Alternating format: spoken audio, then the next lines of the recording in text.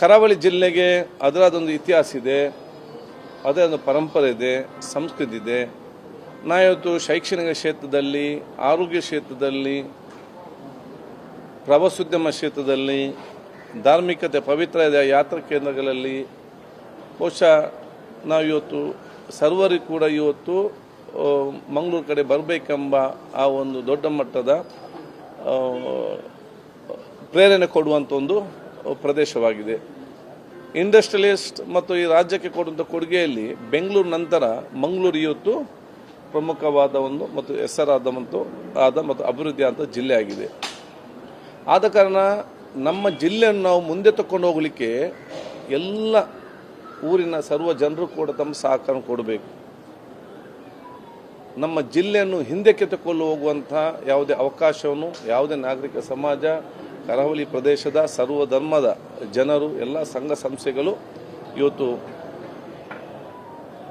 Police ಇಲಾಖೆಗೆ ತಮ್ಮ ಸಹಕಾರವನ್ನು ಇವತ್ತು ಕೊಟ್ಟು ಈ ಒಂದು ದುಷ್ಕರ್ಮಿಗಳನ್ನು ಪತ್ತೆ ಹಚ್ಚಲು ಎಲ್ಲ ರೀತಿಯ ಒಂದು ಸಹಕಾರ ಕೂಡ ಊರವರು ಕೊಡಬೇಕಂತ ಹೇಳಲಿಕ್ಕೆ ನಾನು ಇವತ್ತು ಬಯಸಿ ಮತ್ತೊಮ್ಮೆ ಆ ದುಷ್ಕರ್ಮಿಗಳನ್ನು ಪತ್ತೆ ಹಚ್ಚಿ ಅವ್ರದ್ದು ಕಠಿಣವಾದ ಕ್ರಮ ಕೈಗೊಳ್ಳಬೇಕು ಹೇಳಲಿಕ್ಕೆ ನಾನು ಇವತ್ತು ಬಯಸ್ತೇನೆ. ಸರ್, ಈಗ ಇಲ್ಲಿ ಹತ್ಯೆ ಆದ ತಕ್ಷಣ ಬೇರೆ ಬೇರೆ ಮುಸ್ಲಿಮರ ಮೇಲೂ ಕೂಡ ದಾಳಿಯಾಗಿದೆ. ಮಂಗಳೂರಲ್ಲಿ ಒಂದು ದಾಳಿಯಾಗಿದೆ, ಉಡುಪಿಯಲ್ಲಿ ಒಂದು ದಾಳಿಯಾಗಿದೆ.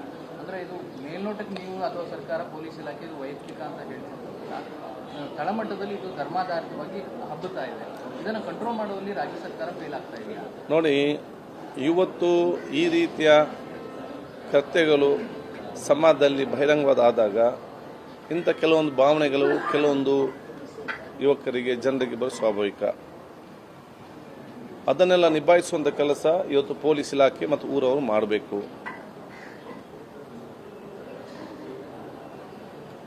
ಕೆಲವೊಂದು ಭಾವನೆ ಆ ಫಾಜಿಲ್ ಹತ್ಯೆಗೆ ಸಂಬಂಧಪಟ್ಟಾಗೆ ಪ್ರತೀಕಾರವಾಗಿದೆ ಎಂಬ ಭಾವನೆಗಳು ಜನರಿಗೆ ಇತ್ತು.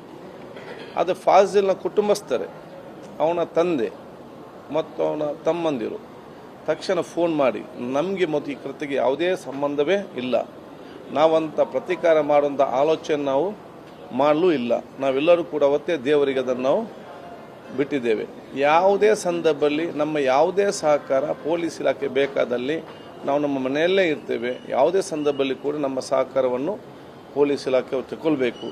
ನಾವು ಕಿಂಚಿತ್ತು ಆ ಒಂದು ಫಾಜಿಲ್ ಕೊಲೆಗೂ ಮತ್ತು ಇದಕ್ಕೆ ಯಾವುದೇ ಸಂಬಂಧ ಇಲ್ಲ ಅಂತ ಸ್ಪಷ್ಟವಾಗಿ ಅವರೇ ನನಗೆ ಖುದ್ದಾಗಿ ಇವತ್ತು ಫೋನ್ ಮಾಡಿ ಇವತ್ತು ಕೂಡ ಹೇಳಿರ್ತಾರೆ. ಮತ್ತು ಯಾವುದೇ ತನಿಖೆ ಯಾವುದೇ ಸಂದರ್ಭದಲ್ಲಿ ಯಾರೇ ಕರೆದರೂ ಕೂಡ ನಾವು ಹೋಗಿ ಮುಂದೆ ನಿಂತು ಆ ತನಿಖೆ ಎದುರಿಸಿ ನಾವು ತಯಾರಿದ್ದೇವೆ ಅಂತೇಳಿ ಭಾಳ ಸ್ಪಷ್ಟವಾಗಿ ಇವತ್ತು ಹೇಳಿದ್ದಾರೆ ಅಂತ ಹೇಳಲಿಕ್ಕೆ ನಾನು ಇವತ್ತು ಬಯಸ್ತೇನೆ. ಆದ ಕಾರಣ ಅದಕ್ಕೆ ಮತ್ತು ಇದಕ್ಕೆ ಏನು ಸಂಬಂಧ ಇಲ್ಲ ಅಂತ ಭಾವನೆ ಏನಿದ್ರು ಕೂಡ ಎಲ್ಲವೂ ಕೂಡ ಯಾಕೆ ಆಗಿದೆ, ಏನಾಗಿದೆ, ಏನು ವಿಚಾರಗಳು ಪೊಲೀಸ್ ತನಿಖೆ ಮುಖಾಂತರ ಇವತ್ತು ಆಗುವಂಥದ್ದು. ಪೊಲೀಸ್ ತನಿಖೆ ಇವತ್ತು ಆಗಬೇಕಾದ್ರೆ ಈ ದುಷ್ಕರ್ಮಿಗಳು ನಮ್ಮ ಬಗ್ಗೆ ಅರೆಸ್ಟ್ ಆಗಬೇಕು. ಅರೆಸ್ಟ್ ಆಗುವಂಥ ವಾತಾವರಣ ಮತ್ತು ಹೇಗೆ ಅಂತ ಹೇಳಿದರೆ ಜಿಲ್ಲೆ ಇವತ್ತು ಶಾಂತ ರೀತಿಯಿಂದ ಇದ್ದು ಪೊಲೀಸ್ ಇಲಾಖೆಗೆ ಆ ದುಷ್ಕರ್ಮಿಗಳು ಹಿಂದೆ ಬಿದ್ದು ಪತ್ತೆ ಹಚ್ಚಲು ಮೇಕುವಂಥ ವಾತಾವರಣ ಮತ್ತು ಸಮಯ ಕೊಟ್ಟು ನಮ್ಮೇನಾದರೂ ಅವ್ರಿಗೆ ಮಾಹಿತಿ ಇದ್ದರೆ ಆ ಎಲ್ಲ ಮಾಹಿತಿಯನ್ನು ಇವತ್ತು ಪೊಲೀಸ್ ಇಲಾಖೆಗೆ ಕೊಟ್ಟು ಪೊಲೀಸ್ ಇಲಾಖೆ ಅವರು ಪತ್ತೆ ಹಚ್ಚಲು ಸಂಪೂರ್ಣ ಸಹಕಾರ ಕೊಡಬೇಕು. ಇಲ್ಲದಿದ್ದಲ್ಲಿ ಅಲ್ಲಿ ಸಣ್ಣ ಪುಟ್ಟ ಸಮಸ್ಯೆ ಆದರೆ ಪೊಲೀಸ್ ಇಲಾಖೆಯವರು ಈ ದುಷ್ಕರ್ಮಿಗಳು ಬಿಟ್ಟು ಇಲ್ಲಿ ಸುಧಾರಿಸಲಿಕ್ಕೆ ಇವತ್ತು ಸಮಯ ತಗೊಳ್ತದೆ. ಆಗ ನಮ್ಮೆಲ್ಲರ ಜವಾಬ್ದಾರಿಯನ್ನು ನಾಗರಿಕ ಸಮಾಜದ್ದು ದುಷ್ಕರ್ಮಿಗಳನ್ನ ಪತ್ತೆ ಹಚ್ಚಬೇಕು, ಅವರ ಕಠಿಣ ಕ್ರಮ ಕೈಗೊಳ್ಳಬೇಕು. ಈ ರೀತಿಯ ಘಟನೆಗಳು ಯಾರು ಮುಂದೆ ಎಲ್ಲಿ ಕೂಡ ಆಗದ ರೀತಿಯಲ್ಲಿ ಪೊಲೀಸ್ ಇಲಾಖೆ ಕ್ರಮ ಕೈಗೊಳ್ಳಬೇಕು. ಮತ್ತು ಇದು ಆ ವೈಯಕ್ತಿಕ ಮತ್ತು ಅವರ ಆ ಗುಂಪಿಗೆ ಸಂಬಂಧಪಟ್ಟಂಥ ಸಮಸ್ಯೆ ಅಲ್ಲದೆ ಇದು ಒಂದು ಧರ್ಮಕ್ಕೆ ಸಂಬಂಧಪಟ್ಟಂಥ ಒಂದು ವರ್ಗಕ್ಕೆ ಸಂಬಂಧಪಟ್ಟ ಸಮಸ್ಯೆ ಅಂತ ಯಾರು ಕೂಡ ಬಿಂಬಿಸಲಿ ಕೂಡ ಅವಕಾಶ ಮಾಡಿ ಕೊಡಬಾರ್ದು ಅಂತ ಹೇಳಲಿಕ್ಕೆ ನಾನು ಇದು ನಿನ್ನೆ ಮಂಗಳೂರಿನಲ್ಲಿ ನಡೆದಂತಹ ಕೊಲೆ ಪ್ರಕರಣ ನಾನು ತೀವ್ರವಾಗಿ ಖಂಡಿಸ್ತೇನೆ. ಆ ದುಷ್ಕರ್ಮಿಗಳು ಯಾರೇ ಇದ್ದರೂ ಕೂಡ ಕಠಿಣವಾದ ಕ್ರಮವನ್ನು ಪೊಲೀಸ್ ಇಲಾಖೆ ಇವತ್ತು ಪತ್ತೆ ಹಚ್ಚಿ ಕಠಿಣವಾದ ಕ್ರಮವನ್ನು ಇವತ್ತು ಕೈಗೊಳ್ಳಬೇಕು. ಅದೇ ರೀತಿ ಇವತ್ತು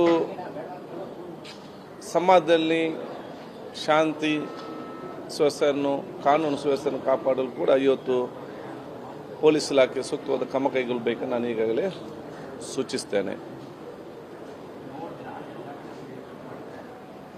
ಈ ರೀತಿಯ ಘಟನೆಗಳು ಮರುಕಳಿಸದಂತೆ ಏನೆಲ್ಲ ಕ್ರಮ ಆಗಬೇಕಾ ಆ ಕ್ರಮವನ್ನು ಇವತ್ತು ಪೊಲೀಸ್ ಇಲಾಖೆ ತಗೊಳ್ಬೇಕಂತ ಹೇಳಲಿಕ್ಕೆ ನಾನು ಇವತ್ತು ಬಯಸ್ತೇನೆ.